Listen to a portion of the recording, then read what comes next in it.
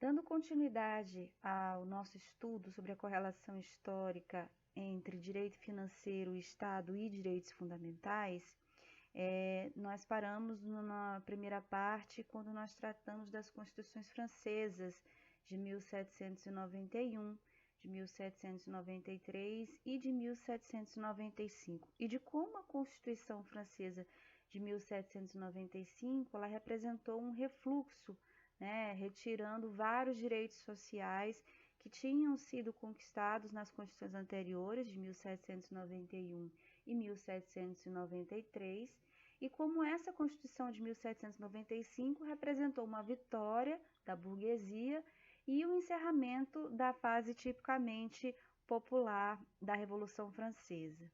Em 1848, como nós vimos no final da primeira parte, houve a Declaração de Direitos Francesa, e essa Declaração de Direitos Francesa, nela nós podemos perceber se em 1795 houve o refluxo com a retirada dos direitos sociais.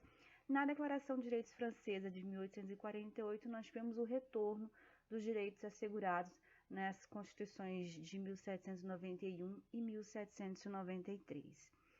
Agora, dando continuidade aqui, nós vamos tratar, dentro dessa quadra histórica, sobre um tema que também está relacionado com a questão do Estado, do direito financeiro e também com a questão do poder político, né? Já que essa esfera política estava se ampliando à medida que mais grupos estavam adentrando no espaço público.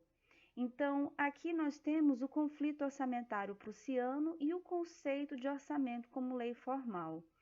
Essa discussão aqui em relação ao orçamento como lei formal, ela foi uma discussão que influenciou todo o direito financeiro do século XIX e início do século XX. E a grande pergunta era essa, né? O grande debate: a quem compete o exercício do poder financeiro numa monarquia constitucional? Porque quando a gente viu essa questão do absolutismo, principalmente quando a gente teve a Petition of Rights, em que a nobreza, o parlamento, ele clamava ao rei, que tinha todo esse poder concentrado nas mãos dele, de realizar cada vez mais uma atividade de arrecadação do Estado, sem precisar de nenhuma autorização do povo, nem precisar de nenhuma autorização do parlamento. Quando a gente tem uma monarquia constitucional em que você tem a figura do rei e você tem a figura do parlamento, eles estão ali atuando, fica a grande pergunta, né, sobre esse orçamento que é aprovado pelo parlamento. Esse orçamento que foi ali aprovado como uma lei formal, ele, de fato, ele vai ser vinculativo, ou seja, quando se vai, então, executar esse orçamento, se deve seguir tudo o que esse orçamento preceitua, ou esse orçamento ele é apenas diretivo, ele não precisa, de fato, ser seguido à risca. O executivo pode, inclusive, executar esse orçamento de uma outra forma. E essa discussão é muito interessante sobre o exercício do poder financeiro na monarquia constitucional. O momento histórico ali fez com que vários autores se posicionassem. Quando vocês estudaram direito constitucional, vocês provavelmente devem ter lido um livro um livro bem fininho, que é do Ferdinand de La Salle, né, O que é uma Constituição. E o Ferdinand La Salle, ele fala, inclusive, sobre a questão dos fatores reais de poder. E ele sempre fala o seguinte: olha, esses fatores reais de poder, eles precisam estar em consonância com o que a Constituição coloca. Se esse poder que é exercido, ele não está em consonância com o que está preceituado lá na Constituição, ela se torna apenas uma folha de papel. E é bem isso que vai ilustrar essa questão também em relação ao orçamento enquanto lei formal. Foi uma discussão que o La Salle ele trouxe, né, dessa consonância entre a realidade fática e o que está preceituado ali como regras dentro da Constituição e por uma extensão de interpretação que nós poderíamos colocar também em relação à lei orçamentária, né, ao orçamento. E o Paul Laband, ele já vai mais para o lado, digamos assim, de um executivo que realiza um orçamento e que esse orçamento não precisa estar em consonância com a lei, né, que o estipula, que determina quais são os gastos que o Estado deve realizar, como ele deve realizar esses gastos. Por quê? Porque o Paul Laband, ele entende que esse orçamento, ele seria uma lei apenas em sentido formal, porque ele não criaria regras, ele não constituiria normas, ele apenas trata de situações fáticas atinentes à ciência das finanças, ou seja, de recursos que o Estado tem e de como esses recursos poderiam ser aplicados. Portanto, quem deteria esse poder financeiro não estaria ali nas mãos do parlamento, mas sim nas mãos do rei. Esse é o contexto prussiano, porque nos demais países de monarquia constitucional, quem detinha esse exercício do poder financeiro e que o orçamento ele tinha esse peso legal, ficava com o parlamento. Ok? Então, na maioria dos países você tinha então o parlamento. Mas no contexto prussiano você tinha essa discussão de o orçamento ser apenas uma lei formal, não estabelece normas, não estabelece nenhuma regra específica, apenas dá direcionamentos e que o Poder Executivo ele poderia seguir ou não. E o Fernando Scaff, ele fala uma coisa muito interessante, né? Ele diz, olha, para a gente, analisando isso de acordo com o que Fernando La Salle ele colocou, a gente pode ver que quem tem o controle do orçamento, ele tem o controle financeiro da sociedade. Então, na medida em que um parlamento, que é o representante do povo, vai lá e estabelece como os recursos, quais recursos, né, e como esses recursos eles devem ser gastos, e se o executivo não leva isso em consideração, a gente pode ver muito bem quem é que está, então, exercendo esse controle financeiro da sociedade. E o Fernando La Salle, aliás, o Fernando Scaff, ele coloca que a atividade financeira do Estado, a maneira como ela é realizada, ela diz muito sobre um Estado, se ele está de fato voltado para o atendimento do bem comum. E aqui nós vamos ter, então, já seguindo o caminho histórico da atividade financeira do Estado e a relação com os direitos fundamentais, a gente vai ver aqui já um encaminhamento saindo de um Estado liberal para um Estado social, um Estado de bem-estar social. E aí nós temos o direito como implementador de políticas públicas, né? E de como, então, quando o Estado ele assume essas obrigações, a pressão que isso é realizada, então, no orçamento, é verificada no orçamento. Mas é muito por conta de que aquela liberdade, né, aquela figura de um Estado que está ali para assegurar a liberdade do comércio, a liberdade de indústria, a liberdade do trabalho, assegurar a propriedade, né, prover uma economia que pudesse de fato ser uma economia sem tanta intervenção estatal, né, com um controle, uma transparência dos impostos que eram arrecadados, de como os recursos públicos eram geridos, a sociedade ela entrou numa certa crise por conta das crises econômicas que eram verificadas, né? Uma população paupérrima, o mercado ele não dava conta de assegurar todos esses direitos, essas questões relacionadas à existência das pessoas, o trabalho, a alimentação, a educação, a saúde, né? Isso não foi alcançado a contento pelo espaço privado. Foi uma discussão, então, que foi levada para o espaço público e aí, então, havia necessidade que o Estado interviesse para garantir esses direitos, né, que estão justamente relacionados com a própria questão existencial, né, do povo, a própria questão existencial do ser humano. E aí o Estado, então, ele precisou adotar políticas públicas para justamente atender aos direitos sociais que iam ingressando, então, nesse rol dos direitos fundamentais.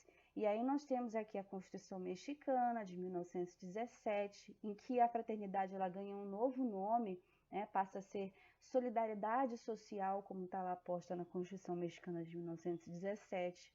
Essa Constituição, ela trouxe a Previdência Social para o âmbito constitucional. Ela foi a primeira a consagrar um extenso leque de direitos sociais aos cidadãos, colocando esses direitos sociais no patamar de direitos fundamentais. Estabeleceu a obrigação do Estado em atuar justamente para a garantia e a efetividade desses direitos. E estabeleceu o piso de reivindicações de trabalhadores ao redor do mundo, né? E isso foi então posto como um novo paradigma do direito.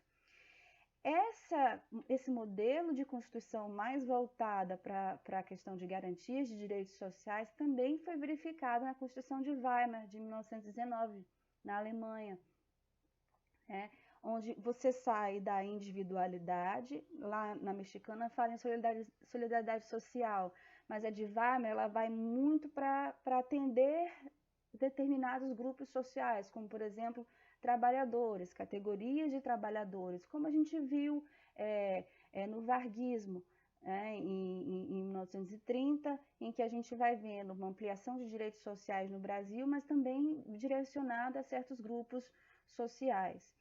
Então, a Constituição de Weimar ela é fruto da Constituinte de 1918, e foi eleita em condições muito adversas para o povo alemão, né? Então, a economia alemã passava por uma grave crise econômica, da qual decorreu uma série de crises relacionadas à própria sociedade, né? As próprias pessoas que estavam numa situação de pauperização muito grande. E essa Constituição, ela transformou direitos individuais em direitos sociais de grupo. É como eu falei para vocês, direitos sociais de grupo que não têm o caráter de universalidade. Na história do nosso constitucionalismo, a gente vê que esse caráter de universalidade ele foi vir mais a partir da Constituição de 1988, quando, por exemplo, você tem a instituição do Sistema Único de Saúde, mas antes disso, para quem lembra, o que a gente tinha eram institutos de previdência e assistência social, mas para os trabalhadores que contribuíam para a previdência, né? Então, para grupos, para determinados grupos, não havia ainda esse caráter de universalidade. E foi assim na Constituição de Weimar.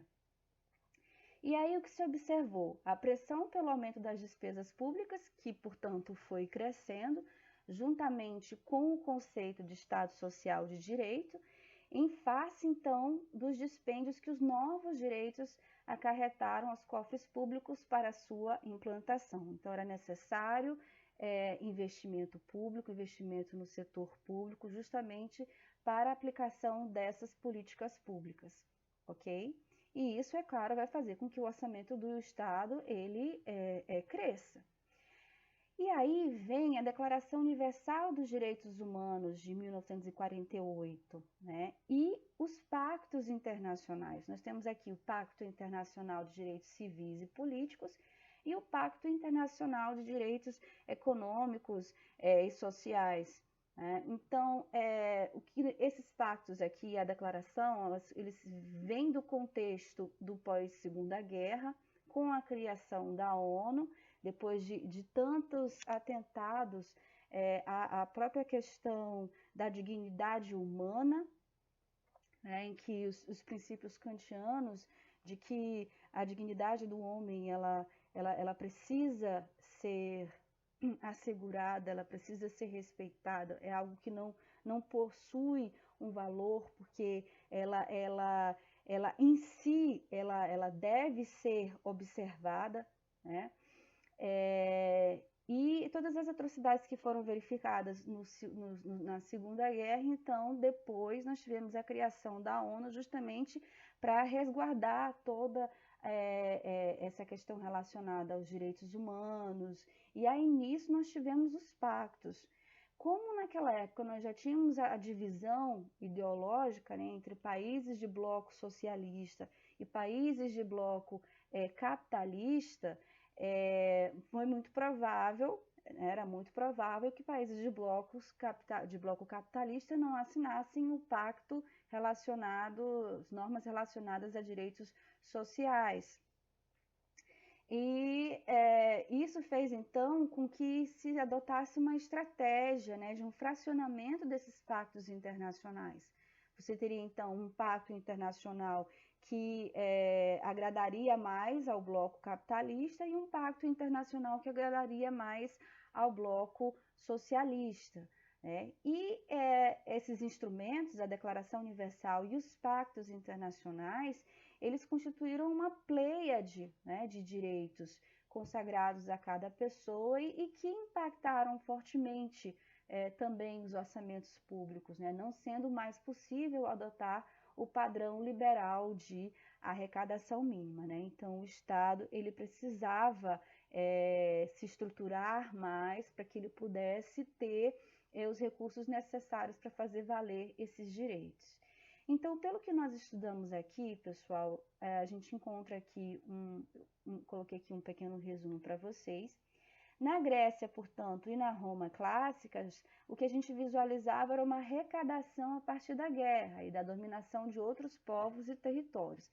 Cidadãos não pagavam impostos em períodos de paz, tá? Então, eles só pagavam impostos numa situação de tirania, ou uma situação que envolvia impostos indiretos sobre circulação, por exemplo, mas impostos diretos sobre riqueza produzida, sobre propriedade, eles não pagavam. Tá?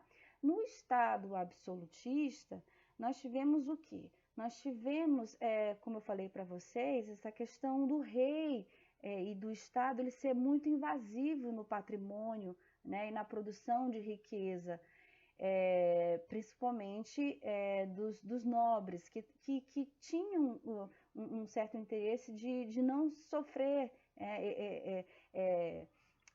com tantos impostos que lhes eram colocados. Né? Então, a gente viu, inclusive, na Carta Magna, a gente viu na Petition of Rights, na Bill of Rights, falando justamente dessa insurgência, né, dessa classe contra o excesso de arrecadação sem controle, invasiva, por parte do rei. Né? E havia justamente essa busca pela liberdade.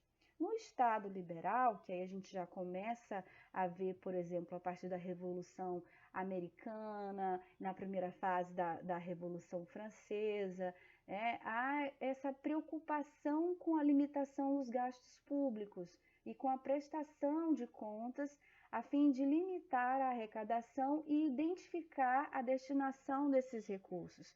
Então, o Estado ele não podia mais tributar, impor uma carga tributária que não fosse com consentimento, né, do povo, e, além disso, o Estado ele deveria prestar conta, né, dos seus gastos que eram realizados, justamente trazer aí essa transparência.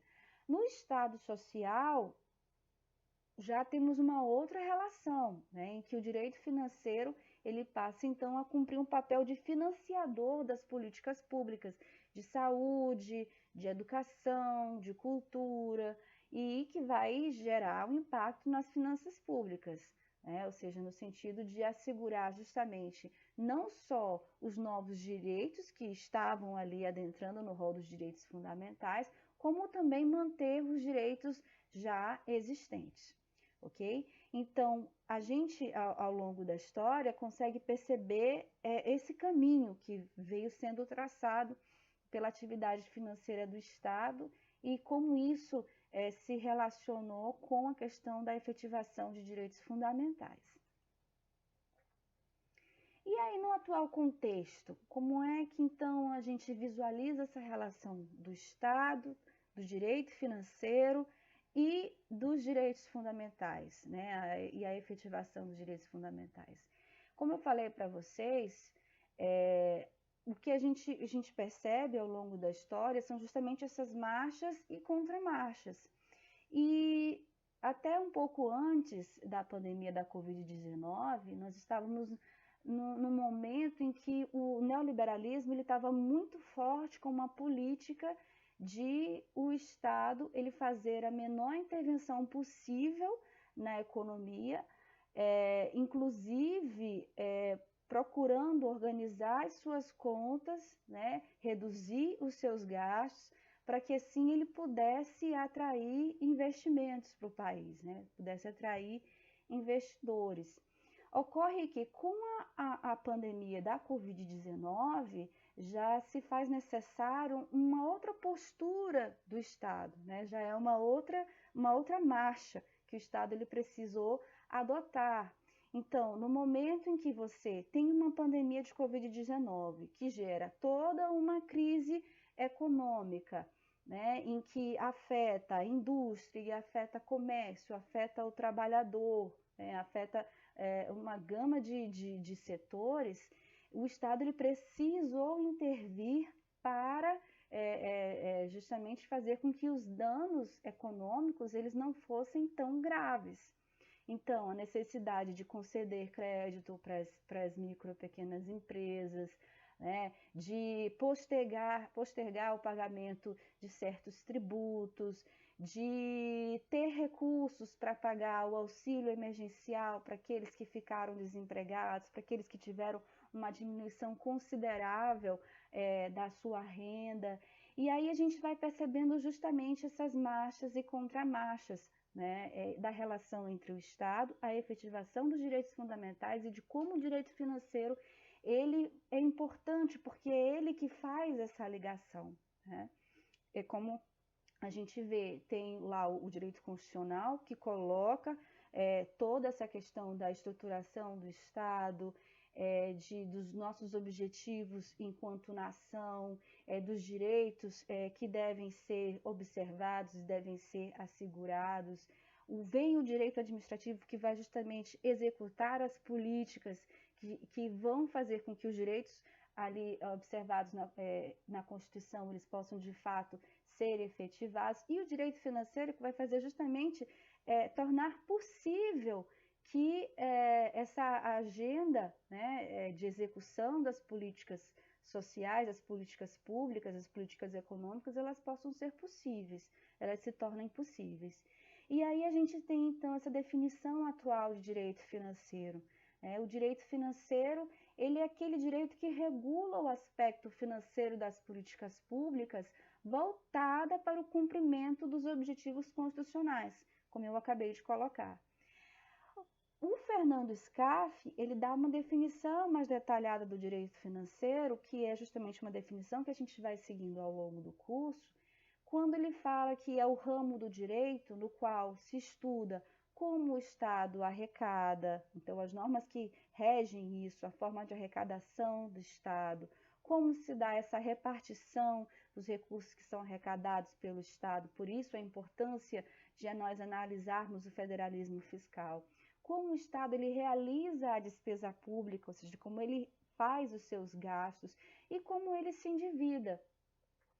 E, para além disso, como ele é organizado e controlado, né? Como essas finanças públicas elas são organizadas, como é que elas devem ser controladas, por toda uma questão de transparência, de controle, ok? Isso visando o quê? Visando a consecução dos objetivos constitucionais, tá?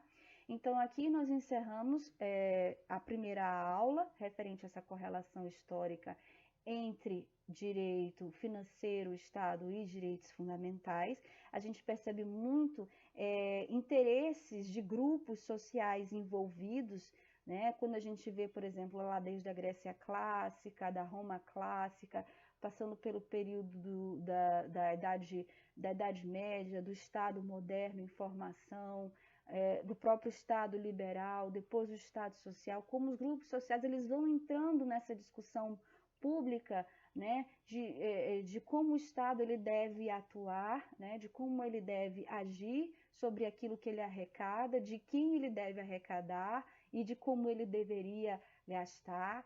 Então, assim, a atividade que vocês vão fazer vai ser uma atividade relacionada justamente a como a gente pode avaliar isso hoje em dia, ok?